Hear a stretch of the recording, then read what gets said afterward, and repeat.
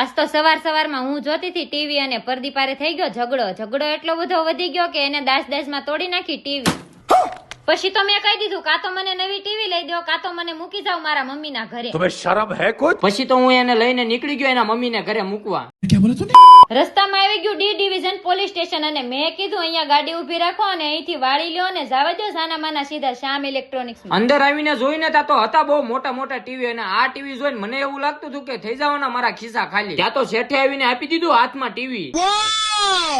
શેઠ કે આ ટીવી તો ખાલી 3100 રૂપિયામાં મળે છે અને પાછા કે જો આ ટીવી કોઈ પણ વ્યક્તિ ભાવનગર માંથી 3100 કરતા ઓછા ભાવમાં 10 ટીવી લાવી દે ને તો એને આ 32 ઇંચનું ટીવી મફત આપી દેવાનું છે.